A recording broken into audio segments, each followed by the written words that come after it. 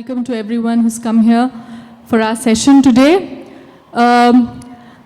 So on the occasion of the Chinese New Year, today we'll be discussing, no, in general, we had planned this long time back.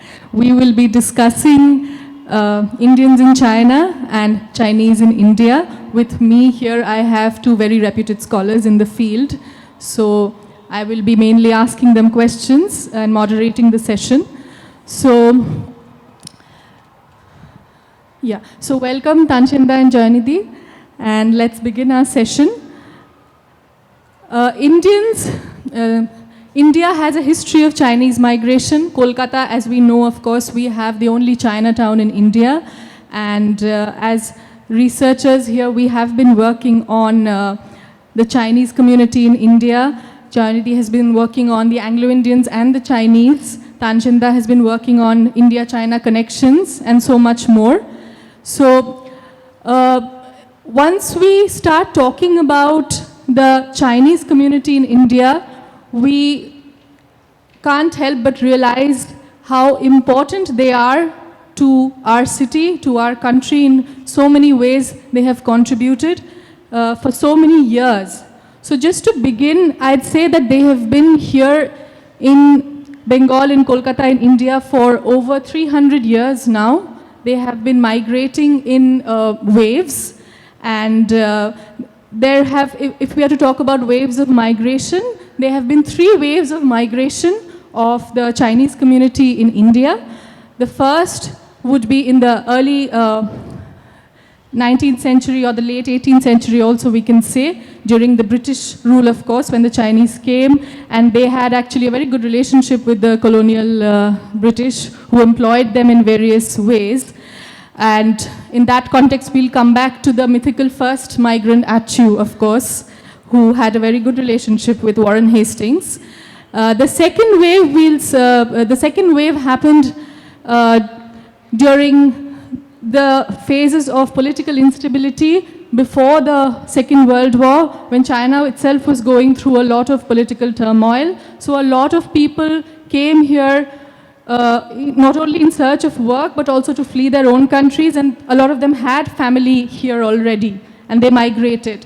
And a lot of them actually planned to go back, but then looking at the political turmoil and the establishment of the communist rule in China, they decided to stay back here. In many interviews, I have found them talking about how hesitant they felt when they went back there, and how they wanted to come back and make a home here. And the third wave would be after the Second World War, when another group came, and they actually finally started settling down in the Benting Street, Bowbajar area, and later, of course, many of them started running tanneries and moved to Tangra. So very briefly, this is how the migration to China, to India happened. And perhaps Tansen can tell us a little bit about the Indian migration to China. Thank you, Piya. Happy Chinese New Year. This is the year of the rat. Started yesterday. China is going through various issues these days, so many Chinese actually did not celebrate the Chinese New Year in China. I live in New York but teach in Shanghai. So our classes have been delayed, and I'm lucky to be here for the panel that Piya has organized along with Jayani here. Many of us in Kolkata know about the Chinese community because they are here, but very few of us know about the Indians in China. We of course know that many Buddhist monks were going to China from very early on. In fact, the impact of India on China in the first millennium was humongous, huge. We could not figure out what the Chinese contributed to India during that time. But later on, since the 17th, 18th century, there have been a number of Indians, especially Parsis, going and trading in China, in opium, in tea, in cotton. And this is reflected in Amitav Ghosh's Ibis trilogy. And one of the things that we wanted to do today is to have our discussion around 3 different genres of literature. One is fiction, and Amitav Ghosh's Ibis trilogy is quite an important one that brings Indians and Chinese together. The other is travelogues. There have been lots of Chinese and coming to India and writing about India, and Indians going to China and writing about China, and very little work has been done on that. And then the third is the memoir of the Chinese who were interned during the war between India and China. But from Amitav Ghosh's book, we find interesting descriptions of the presence of Indians as well. And he is absolutely right. His main character is based on somebody called Jamsetji Jiji Boy, who was a very important Parsi trader who was active in Canton. But that's the maritime part. At the same time, we had Kashmiri Muslims, we had Marwaris, also trading with China, especially Tibet and what is now the Xinjiang region of China. So 17th, 18th century, there were a number of Indians actually circulating different parts of what was the Qing dynasty. And that continues during the Republican period. The main group of people that the Chinese identify as Indians are the Sikh soldiers and the Sikh policemen. And these were the people that the British took, especially after the Opium War. And that created a very negative image of India because what the Sikh policemen were doing in Shanghai, Wuhan, where the virus has just started. But there was a circulation of Sikh soldiers and policemen as well. Now, later on, I'll talk about some of the Indian travelers, including some Bengali travelers who visited China in the early 20th century. But it is equally fascinating history of the presence of Indians. There was no India town in China, but there were gurdwaras in Shanghai. There were 3 gurdwaras in Shanghai. But there are other settlements in China throughout the late 19th and early 20th century. We'll perhaps come back to it when we talk about some of the travelogues. Yeah, so one of the things that we discussed was this being a literary meet and to, among other things, look at India and China through the lens of literature. And as Tansen already spoke a little bit about Amitav Ghosh, delving very deeply into the different connections between Indians and Chinese and Parsis into his Ibis trilogy. So in that context, Jayani, would you like to join in? Yeah. So much like Piya, my work is also on the idea of identity and belonging. And one of the challenges I faced while researching both the Chinese and the Anglo-Indians, but it applies to other communities as well, is that when we talk about identities, we usually tend to box people in. And writing academically, of course, is quite different. But 2 very refreshing fictional work that I came across. I have a research interest in communities of mixed descent and mixed identities. I think when we look at these sort of colonial communities like the Chinese, we cannot also box them into categories. Yeah. And like Tansen, you mentioned the work of Amitav Ghosh. So many of you may have read the trilogy of Amitav Ghosh. The first book was The River of Smoke, then The Flood of Fury, and the first one was Sea of Puppies, then River of Smoke and Flood of Fury, and Flood of Fire, sorry. So throughout these 3 books, I mean, he paints this image of a world that's moving. And of course, through moving, there are people that are mixing, people traveling to different parts of the Indian Ocean here. And what I found very interesting was this character called Afat, who, if you've read the books, you may have come across.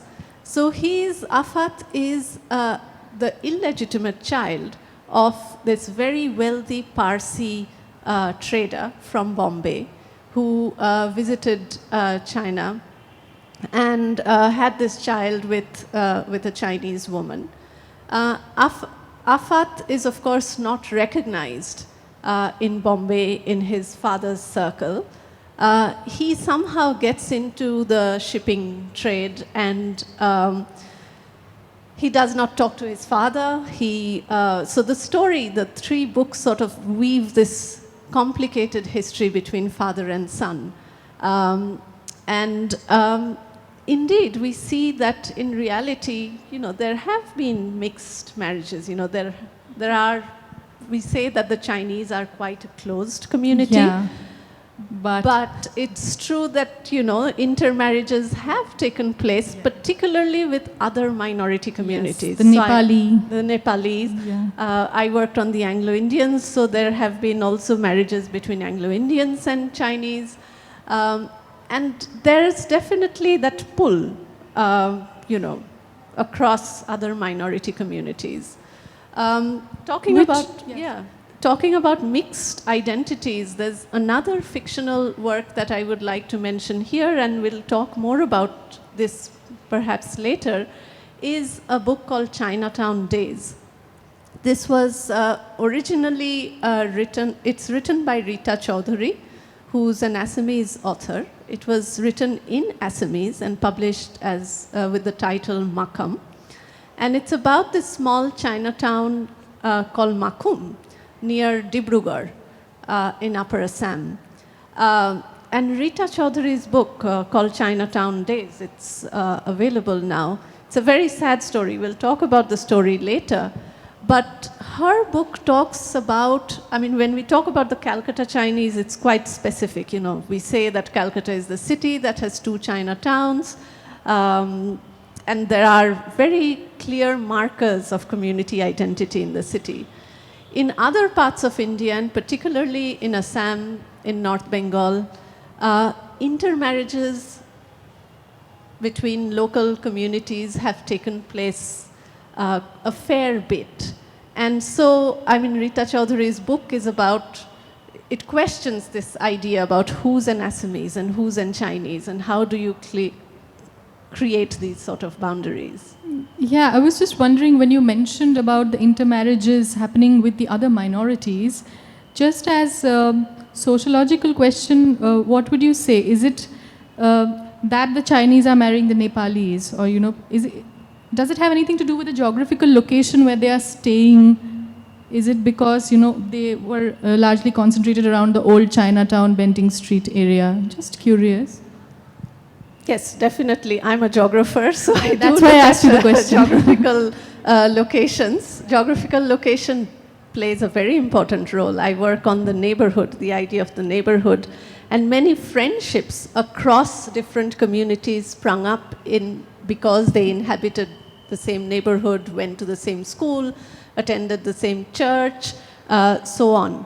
But there's also, I think, we need to question why that particular location and why not other parts of Calcutta. So there's a larger question to be asked there. If I could add a bit to it. So when the Chinese migrated initially in the 18th, 19th centuries, they were not allowed to take their wives, or women were not allowed to migrate. So if you look across Southeast Asia and other places, the early migrants from China were mostly male.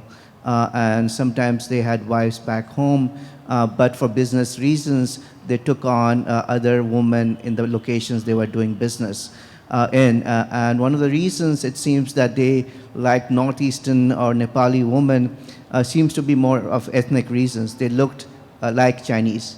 And there's a racial aspect to it that makes things more complicated. But clearly that may have been one of the reasons, other than the geographical reason, that ethnically they somehow found them similar in looking to the Chinese. So many of these early marriages did not take place with Bengalis. In fact, the Bengalis, as we know from some of the early sources, were not giving them places to stay because they found the eating habits of the Chinese too disgusting. And they were not renting places. So there's a different kind of collaboration, interactions that formed when the Chinese settled in Kolkata and other places with the minority groups of India. And I think that's a fascinating, including Anglo-Indian. So I think that's a story that needs to be examined in more detail. Yeah, and eating habits are very important because I've had conversations with older Chinese men and women, and they've told me they've been denied place to stay rent many times because, you know, oh, so you eat snakes and cockroaches. And they're like, we don't. They eat snakes. Yeah. Cockroaches, I'm not sure, but I think one of the issues with the virus that's going on in China now relates to snake. Actually, the snake soup is actually quite tasty, and they don't serve it here, but after the virus thing is over, maybe if you go to Canton, you can taste it. It tastes like chicken.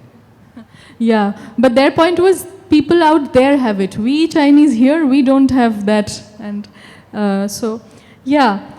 So just moving on a little bit to the idea of looking at the community through travelogues. Would you say that travelogues are perhaps one of the most crucial ways of exploring a community or knowing about a community, reading a travelogue? And Tanshinda, are there Chinese who have written travelogues about India? So let me just say a little bit.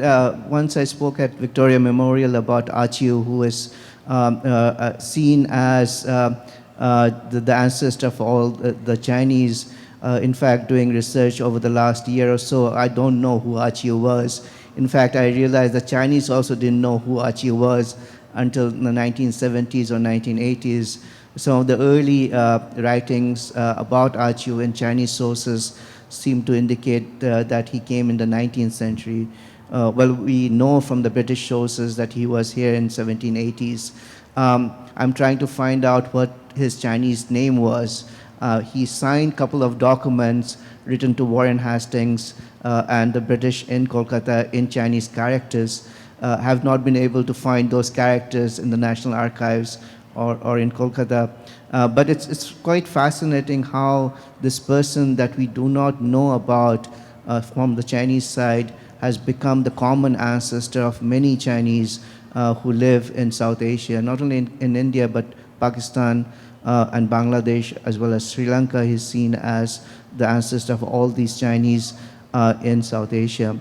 But travelogue is a really fascinating aspect of when did the Chinese first start writing about India. We know Chinese monks, Faxian, Xuanzang, I Ching, they came in the 7th century or before. But then later on, there was a huge gap until the 19th century after the Opium War.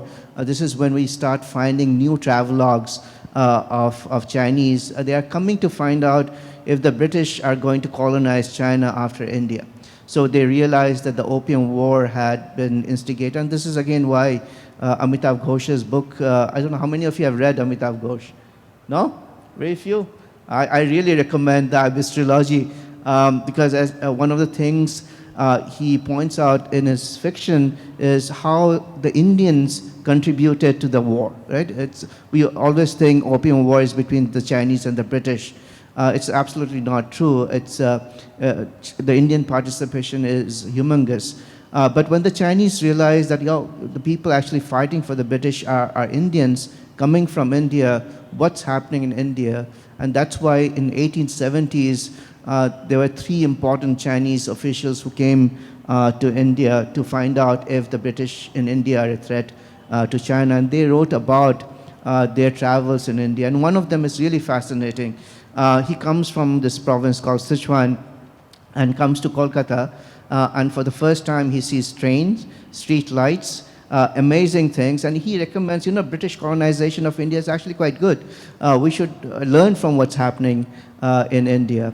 So he was quite impressed when he came in 1878 or so. But then there was another very important intellectual in China who had started this reform movement in the Qing dynasty, who was then who ran away from China because the emperor they wanted to capture and kill him.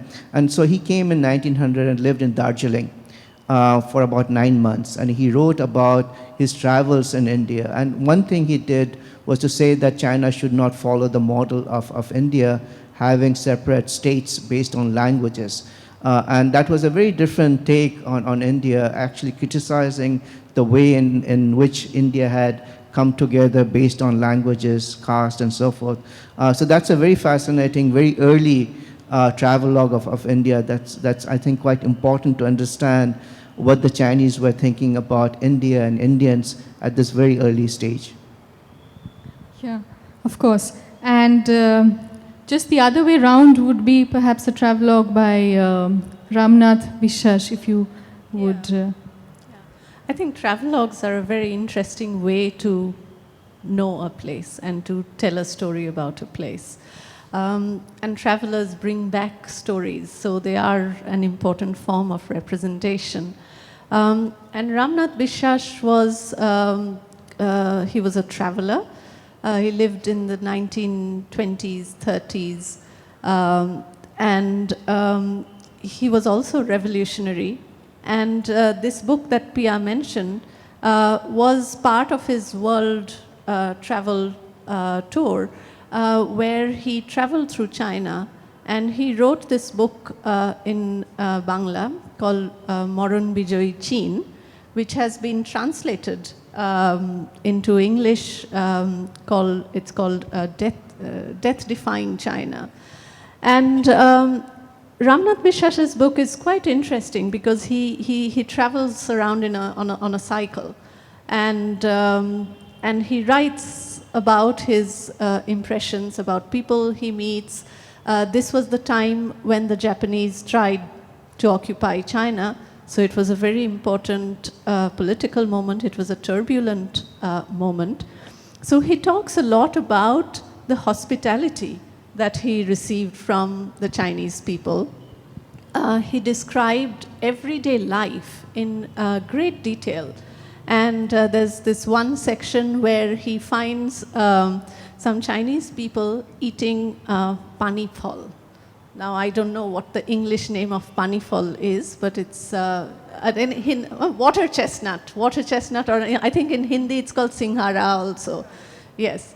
And that, he said, he was so happy to see people eating pani phol that it reminded him of rural Bengal at that time. But he also writes extensively, as I said, about the hospitality he received. And once, of course, he gets beaten up by Japanese soldiers, and a Chinese family nurses him back to health. And he sort of draws this parallel between Indians and Chinese, and in his book he writes how much similarity there is between the people. Now, before Ramnath Vishesh, there's another very interesting book written in 1902, published in 1902 in Hindi by somebody called Gadadhar Singh. It's called Chien Mehta Mas. This is a soldier from UP, Lucknow, who was taken to fight the Boxers in China. And he writes a very interesting and very different from the Chinese scholar writing around the same period in Darjeeling. He's thinking about why should Indians participate in the colonization of China. So he goes and fights for the British against the Chinese. But this comparative colonization of India and China is very, very interesting. And one thing it shows that in vernacular languages of India, Bengali, Hindi, and even Gujarati, there are really fascinating travelogues being written that are useful to understand the other side of things. How did the Indians see China or the Chinese? And this is, again, something that has not been studied in detail. Yeah. And also, while I was listening to this story of the nursing, it's nice how these stories humanize the other, I think, because it kind of helps the xenophobia go down.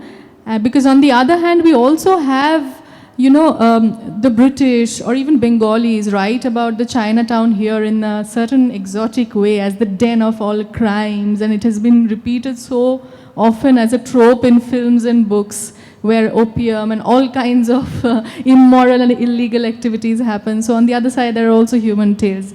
I think that's a very nice way to look at it, which I think would bring us to, of course, speaking about Bengalis making, a film about, a film having a Chinese character would be Nilakasher Niche, of course, by Mrinal Sen. I'm sure most here have seen it.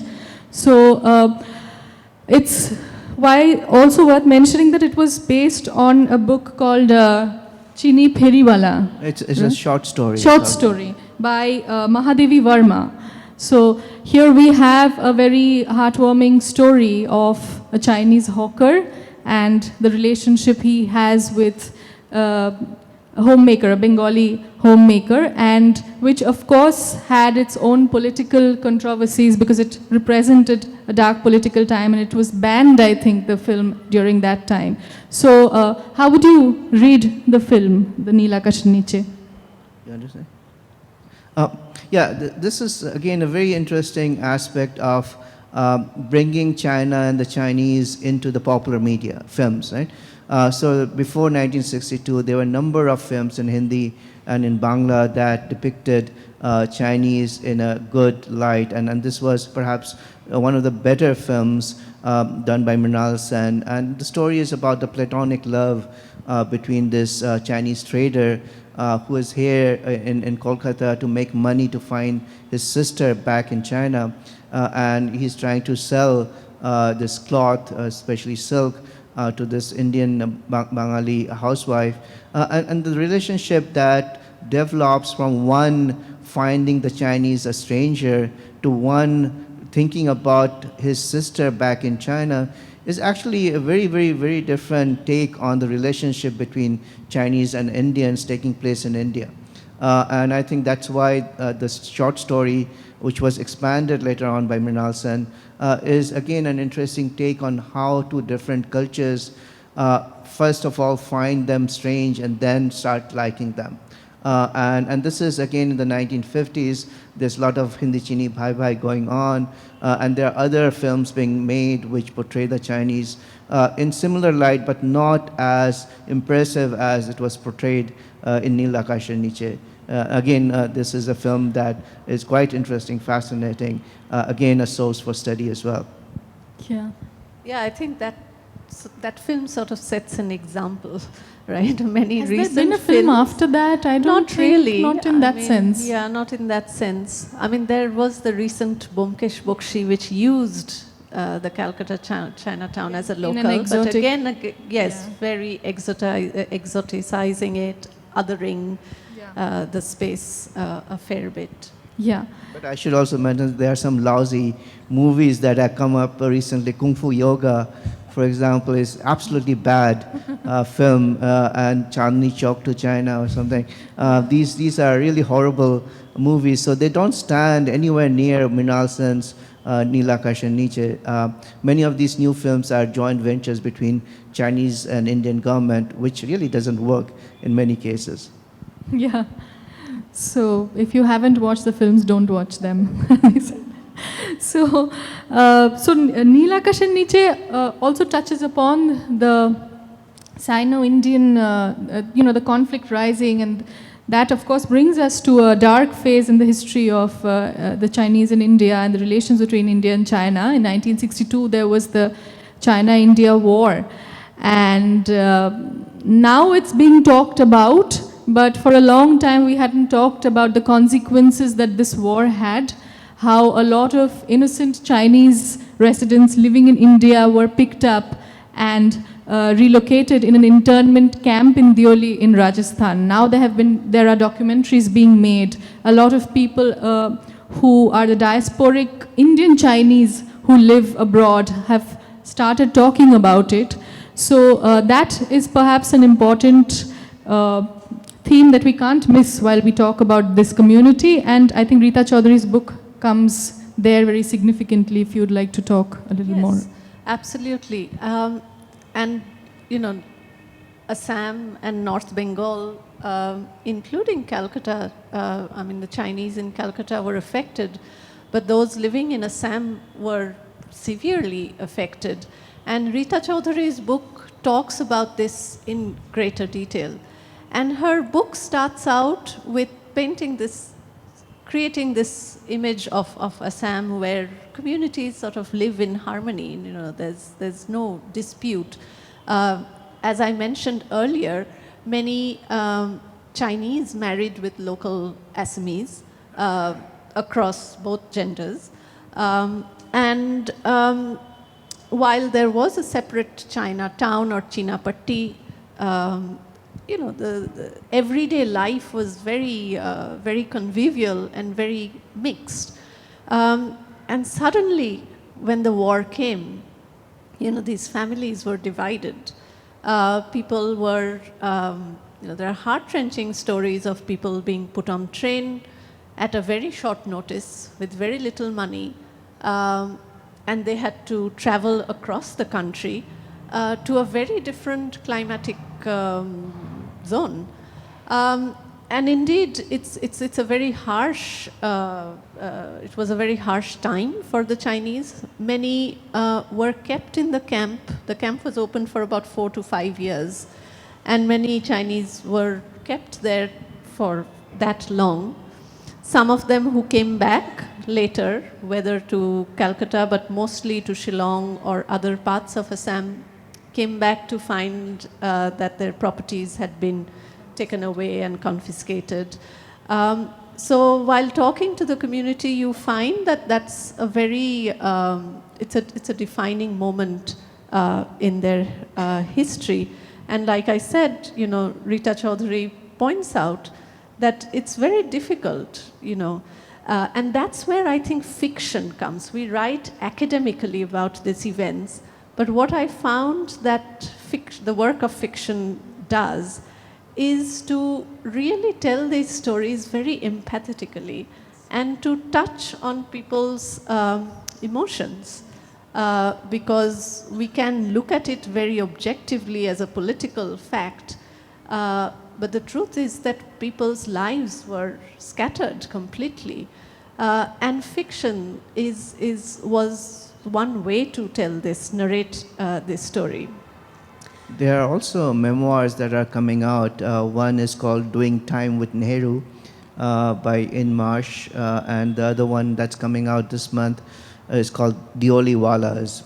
And there are a number of people who experienced Dioli and the camp are talking about it, including if you go to Tangra, the Peching restaurant, the owner of Peching restaurant, Monica Liu, basically grew up in Dioli. So there are a number of such people who are now talking about their experiences, but many of them were also deported from India. So about 3,000 Chinese were deported, and they did not fare well when they were in China. Some of them were going to China for the first time, did not speak any Chinese languages. Some of them were of mixed marriages, and they found it very difficult to settle in China. This was 62. China was going through its own problems. But recently I met some of these people so they were put in various kinds of farms in different parts of China. And they very much miss India. They use Indian names for their children, grandchildren. They make samosas, jalebi. They celebrate Diwali. They celebrate Holi. They sing songs. And it's fascinating how the nostalgia for India remains even though they were deported from India. They miss India. And the Indians in China also went through their issues and problems during the war. There's a case of an Indian who was accused of raping a Chinese woman, and he was put in jail for 5 years without any trial. There are also Kashmiri Muslims in Tibet who were concerned about what had happened in Tibet, and they invoked their Indian identity, although for 3 generations they were born in Tibet, and they wanted to come back to India, coming for the first time. So there are these experiences on both sides, but we don't have the memoirs from the Indian side as we have from the Chinese side. And then comparably, what the Chinese faced in India was huge compared to the Indians, because there were already very few Indians in China in the early 60s.